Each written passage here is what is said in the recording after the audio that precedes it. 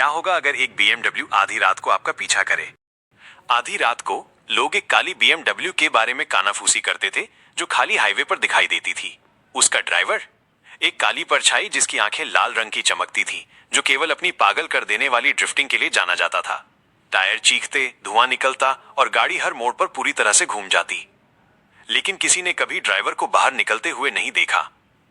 कुछ लोग कहते हैं कि ये BMW एक रेसर की थी जो एक भयानक दुर्घटना में जलकर मर गया था।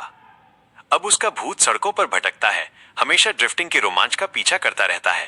नौका और जादुई चक्की। बहुत समय पहले की बात है। एक मछुआरे को एक जादुई चक्की मिली। जब वह उसे चलाता तो उसमें से खाना और खजाना निकलने लगता, लेकिन चक्की तभी रुकती थी जब आप कहते, बस करो। एक दिन वह उसे अपनी नाव पर लेकर जा रहा था।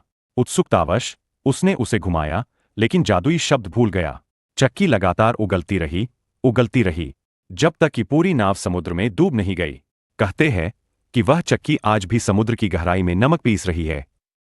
आरव हमेशा गुस्सा और थका हुआ रहता था। एक दिन वो एक योगी से मिला जो शांति से एक पेड़ के नीचे बैठे थे।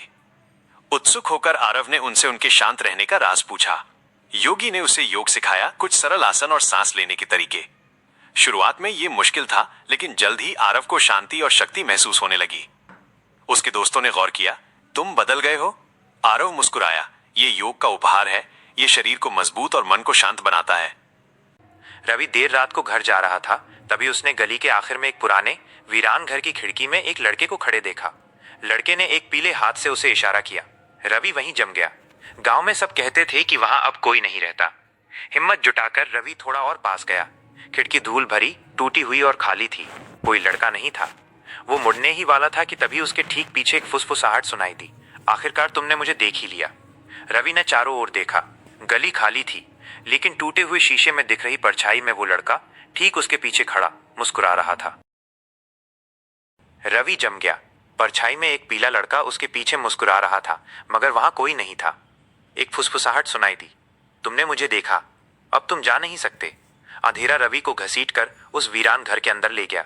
अंदर वो लड़का खोखली काली आंखों के साथ खड़ा था। उन्होंने मुझे यहां बंद कर दिया था। मैं भूख से मर गया। अब मैं किसी के खेलने का इंतजार करता हूं। दरवाजा जोर से बंद हो गया। लड़के की मुस्कान और चौड़ी हो गई। उसके दांत बहुत ज्यादा थे। उस रात गांव वालों ने पुराने घर में रोशनी चमकते हुए देखी। रवि कभी घर नहीं लौटा। अब खिड़की से सिर्फ उसकी परछाई हाथ हिलाती है, इंतजार कर रही है। दोस्ती की ताकत। रिया, अमन और कबीर स्कूल में सबसे अच्छे दोस्त थे। एक दिन अमन अपना होमवर्क करना भूल गया और उसे डांट पड़ने का डर था। रिया ने तुरंत अपने नोट्स अमन के साथ शेयर किए और कबीर ने एक मजेदार चुटकुला सुनाकर टीचर का ध्यान भटका दिया। टीचर मुस्कुराई और अमन सुरक्षित रहा। बाद में अमन ने कहा, धन्यवाद, तुम दोनों के बिना मैं मुश्किल में पड़ जाता। वे सब एक साथ हंसे और वादा किया, चाहे कुछ भी हो जाए हम हमेशा एक दूसरे की मदद करेंगे।